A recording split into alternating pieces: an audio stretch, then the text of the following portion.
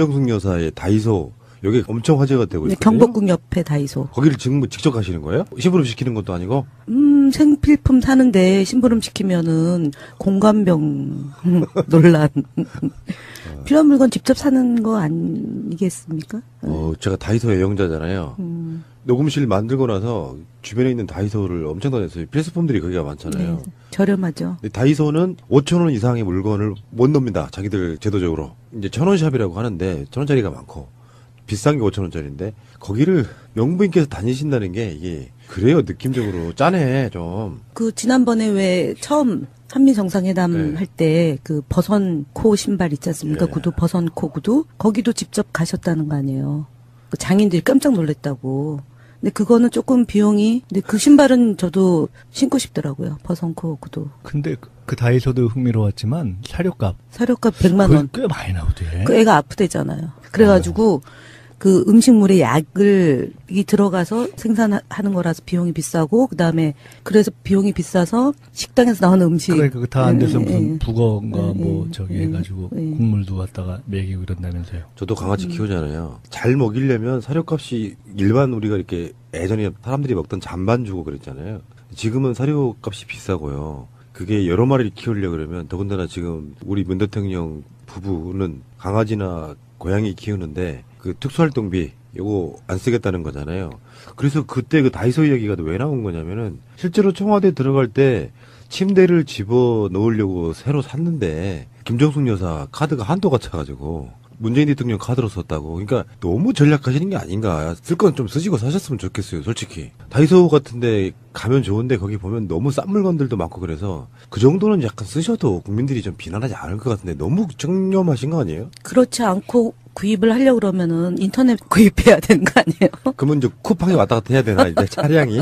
아, 그건 좀 어려우신가? 인터넷은 물건을 직접 보고 사야 되는 게 다이소가 낫겠네요. 네, 익숙하니까 그게 제일 나을 것 같고 안 그러면 마트잖아요. 근데 마트는 물건이 좀 제한적이잖아요. 네. 예, 그러니까 이사 갔을 때는 다이소 물건이 좋을 거고 일반적일 때는 근처 또 마트 다니시겠죠. 두 분의 다이소는 어떻습니까? 다녀보신 적 있어요? 저 있어요. 원장님은요? 자주는 안 가고요. 네. 지나가다가 손톱 깎이려고 하고 이런 거 할 때. 저는 뭐 급한 거 살 때? 발판. 저도 사무실 이제 얼마 전에 한 1년 됐는데 그때 다이소에서 물건 샀어요. 근데 다이소가 다이소의 우리말 아닌가요? 아니 일본 기업이라고 그래서 약간 논란이 있죠. 저는 다 판다 다이소 뭐 이런 거. 원래 1,000원샵 이런 거 자체가 일본에서 처음. 네, 맞습니다. 그런 게 많이- 자, 김정숙 여사가 청주 물난리 난 그 수해 현장에 청석골을 갔잖아요. 그 청석골에서 그런 장면은 지금까지 본 적이 없는 것이 아무리 정치라는 것이 쇼고 예. 그 쇼로 국민들을 감동시키는 거라고 해도 영부인이 할 수 있는 게 있고 안 해도 되는 게 있어요. 예. 영부인 가셔가지고 손수 뭐 물건 닦아내고 마대자루 쥐고 나 진짜 그래서 실제로 보니까 지금까지 그 수해가 난 지역에 영부인 이름으로 구호 물품을 보낸 적은 있지만 직접 가서 자원봉사를 하는 경우가 이번에 처음이랍니다. 네. 그것도 놀라운 게 김정숙 여사가 그런 봉사활동을 처음 한 게 아니라는 게 너무 확실히 보였어요. 그런 현장에서 일을 해보면 맞아요.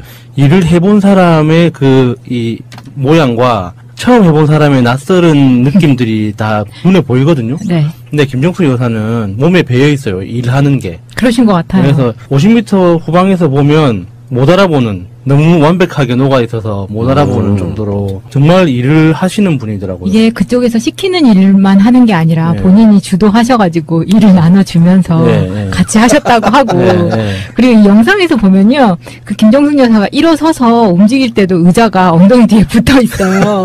그게 무슨 그 복구 현장 같은 데서 앉았다 일어났다 막 여러 번 하고 그렇게 힘들게 일하는 데는 이렇게 엉덩이에 붙여서 쓸 수 있는 의자가 있나 봐요. 원래 시골에 가면은 반일하시는 그 엄마들 예. 엉덩이 붙이고 다니는 그 의자가 있죠. 엉덩이 깔개가 있어요. 달랑달랑 하는. 진짜 예. 웃기더라고요. 근데 그걸 뒤에 붙이는 것도 마다하지 않고 네. 정말 열심히 일 많이 하셨더라고요. 마대자루를 짊어지고도 다니시고 그게 이제 이불 그 침수됐던 이불 네. 다른 사람들은 그걸 버리자고 하는데 일단 씻어서 말려보자 어떻게 될지 모르니까 하면서 이제 그런 것도 하셨고 그다음에 손가락을 다치셨나 봐요.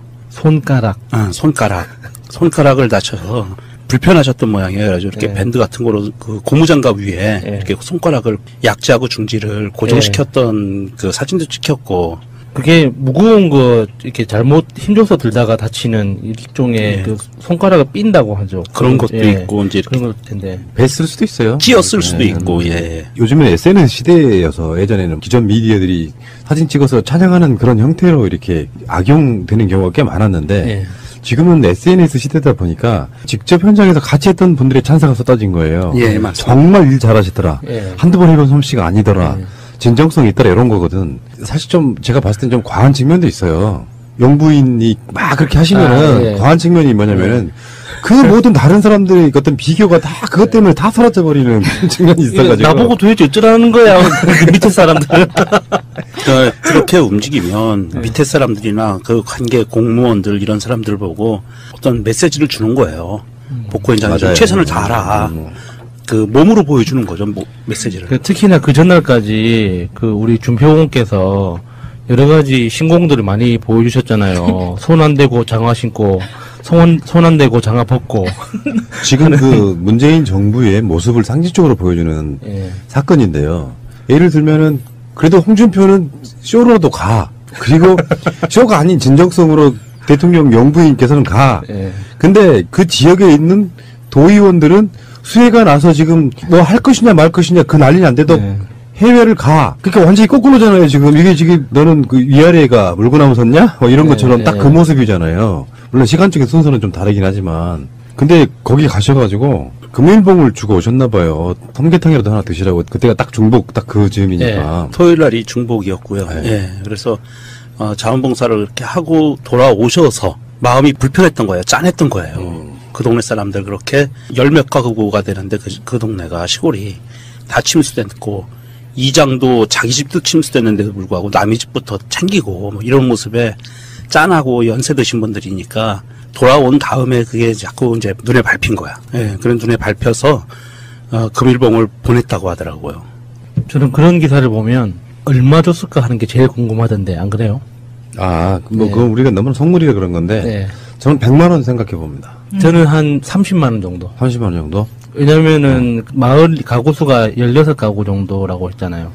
거기 이게 군부대 한 50만 원 정도는 있어야겠네요. 그 삼계탕 한 그릇씩 하려면. 근데 그 마을만 주신 게 아니라 오남 1, 2도 주셨다고 하니까 아. 네, 두 마을을 주신 거거든요. 그러면은 너무 얼마나 커지는데요? 뭐 커요. 연봉이 있는데 그 정도는 쓸 수 있지 뭐. 김정숙 여사에게는 연봉이 안 나올걸요? 저기 남편 연봉으로. 그분은 지금 특수활동비도 안 써. 왜 이래 짠할까? 그래도 짠해. 사비로 주셨다고 하더라고요. 그러니까 사비니까 이거는 청와대에서 나온 돈이 아니고 김정숙 여사 남편분의 월급에서 빼서 남편분의. 그러니까 김정숙 여사를 좀 우리가 좀 우리 인이처럼 친근하게 말하자 그러면요. 어떤 느낌이냐면은 동네 어디에나 있는 정말 인심 좋은 이모. 딱 그 느낌 아니야? 네, 맞아요. 이쁜 이모. 개념도 있고 뭔가 사회적 시각도 좀 있는데 자기 권위가 하나도 없어. 아 이러자.